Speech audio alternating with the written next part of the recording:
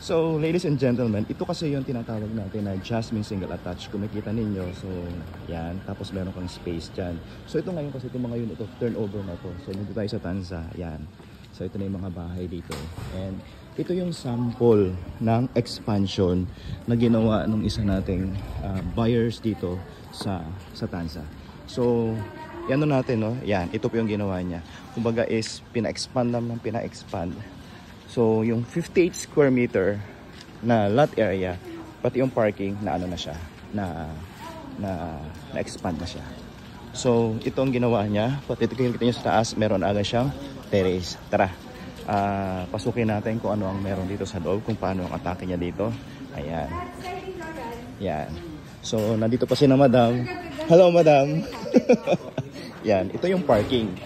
So, makikita nyo yung parking. Tapos, tuloy-tuloy ang parking, then meron ka ditong, yan na, meron ka ng pintuan dito na malaki, and then diretso na ito sa kusina.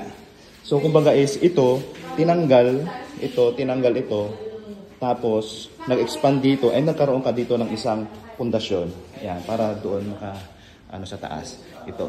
So ito yung kitchen mo, tapos yung living area mo, ito na, lumaki na siya. So tingnan natin dito, no? Pasok natin dito kanina. Ayan, live lang naman tayo dito. Ayun, malaki pa rin space mo dito. And then, pagpasok mo, yan, yan. So, tara, pasukin natin. Yan. So, ito po yung contractor dito si Maynard sa TPR. Kung gusto nyo magpagawa ng bahay sa kanya lang, meron tayong mga ranges dito kung ano yung mga package na pwede ninyong i-avail. But this house is almost 1.6 M. Ang budget. So, kaya talagang binudget na talaga ito ng may-ari ng bahay. So, pasok tayo sa taas. So, isang pasilip dito sa kitchen, ganyan ang atake. Then, akit tayo sa taas. So, from 58, aray ko. Sorry.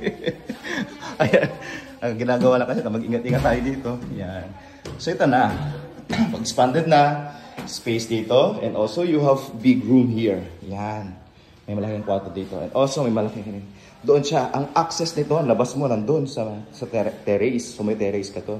Also dito, tingnan natin kung anong atake naman dito sa kusina. I mean sa banyo. Buksan natin. Okay. Nasaan kaya ang switch ng banyo? So wala siyang switch. Okay, so sa banyo naman, nakapatay siya. So wala tayong ilaw pala dito. So yan, malaki. May bathtub siya dyan. And also you have here your, yan. So madilim, hindi natin na kung saan ang switch. Hanapin natin, wala. Okay, baka nasa loob, naka-access, nakapatay yung ilaw. So ito, tapos yan, malaki na. Yan, another room dito, pwedeng living area. And also, meron ka rin sa taas. Diba? Meron ka din sa taas, akitin natin, no? Yan, ito sa taas. So naglagay sila dito sa taas pa ng attic. And wala, ayan. So another space dito sa taas.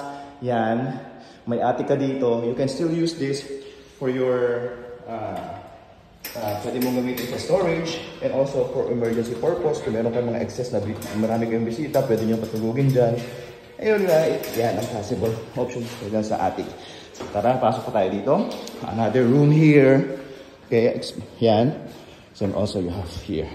So, from 58 square meter, ito yung nagawa ng buyers natin. Napakalaki na ng expansion na nagawa dito sa unit na to. Okay? From Jasmine single attached, converted into expanded, ito na po yung nangyayari. Ayan. So ito po yung mga kapitbahay natin. Duplex ito, and also duplex. Kasi itong unit na duplex, makatabi siya.